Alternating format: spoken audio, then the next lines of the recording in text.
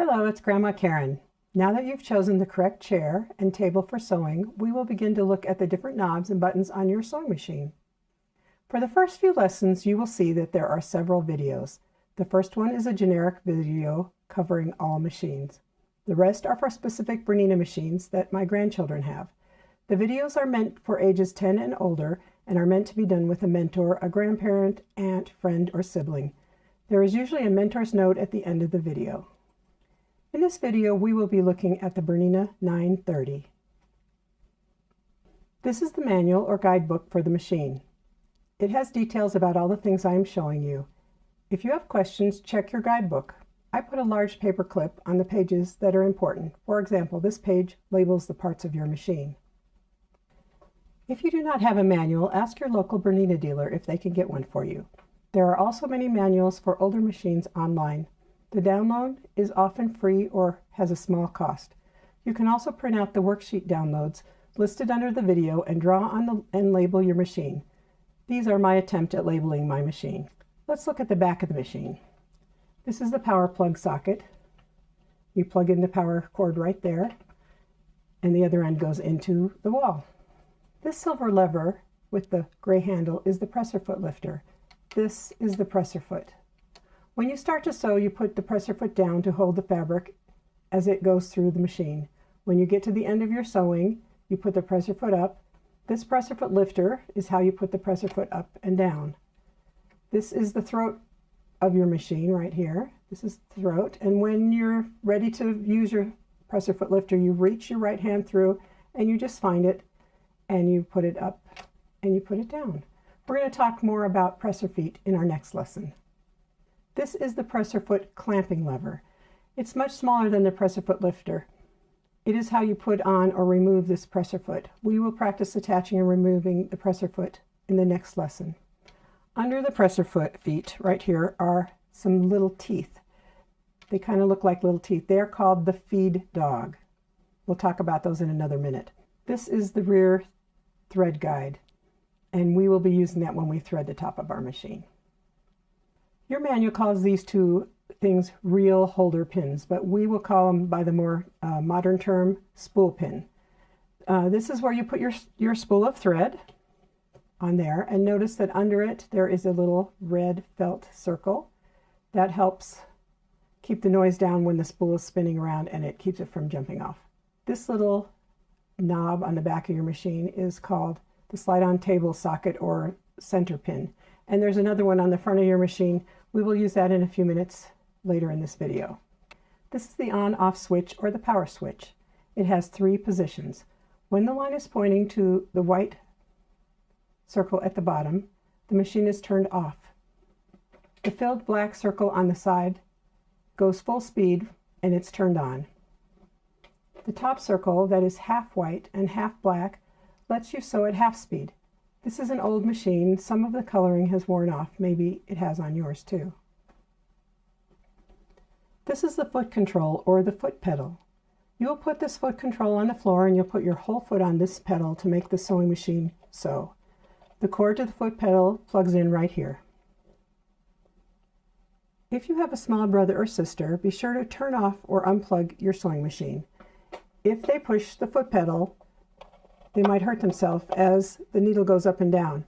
If you have a pet, they might burn out the motor if they sit on this pedal for too long. This is the hand wheel. It is part of the system that makes the needle go up and down and makes the threads form stitches. When you press the foot control, it will spin around. It goes pretty fast, so try to keep your hands away from it when it is moving. Sometimes you will move this hand wheel with your hands instead of with the foot control. When you turn the hand wheel with your hands, you need to turn the top towards you, not away from you. The needle will go up and down if you turn it away from you, but it won't make stitches. We'll talk about the reverse button in another later video if we need to go backwards. Now let's look at the left side of the machine. This is the light switch. When you push on the bottom, the light will come on. Remember that when you turn on off your light, it does not mean that your sewing machine is off. It only means that the light is off. And to turn it back off, you just push it again and it'll turn off. This little circle right here is your thread cutter. So to cut a thread, you take your thread between both of your hands and you wrap it around there and you pull, and that will break your thread. This is the slide-on table. It came with your machine. It gives you more space to rest your fabric on. Slide this table onto the machine like this. Remember, we have these little knobs on the front and the back that we looked at. You're going to slide this on here, try to keep it flat with the bed of the machine, and you push until it pops in. It pops into some little rivets here, and it rests on those sockets right there. And then to remove it, you just pull to the other direction, and there you go. Remember the feed dog under the presser foot? They look like little teeth. Sometimes I just call it the feed and not the feed dog. It works with the presser foot to push the fabric through the machine. There's a knob that makes the feed dog stay down. The photo on the left shows the feed dog up and working to push the fabric through the machine. The photo on the right shows the feed dog dropped down. It won't push the fabric through the machine. This photo shows two symbols. The red arrow on the left points to the symbol for regular sewing. The feed dog is up and working. The symbol looks like a straight stitch and a zigzag stitch.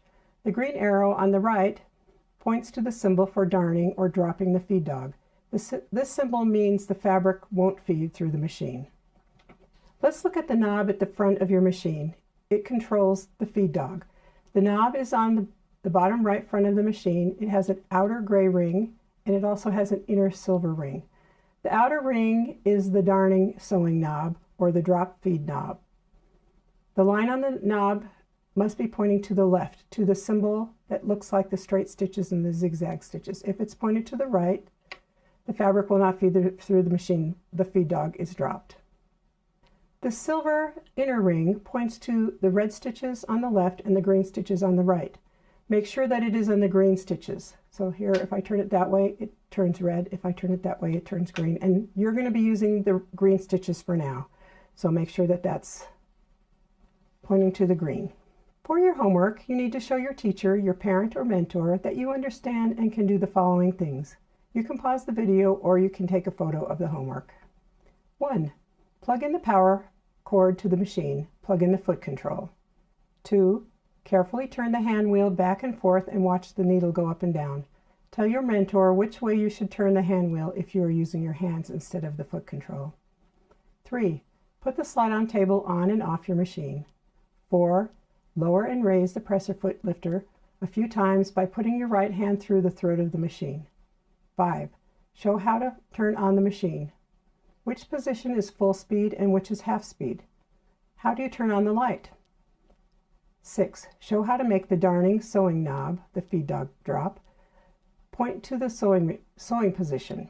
Make sure the red-green stitch knob is pointing to the green light. In our next lesson, we'll learn about presser feet and how to use your hands to sew. See you next time. And here's a note for the mentor. Become familiar with the different buttons on your student's machine. Help them find a manual and look at the pages that show the parts of the machine. If there is no manual, print out the worksheets in the link below the video or make a photo or rough drawing of the machine and label the parts we talked about today.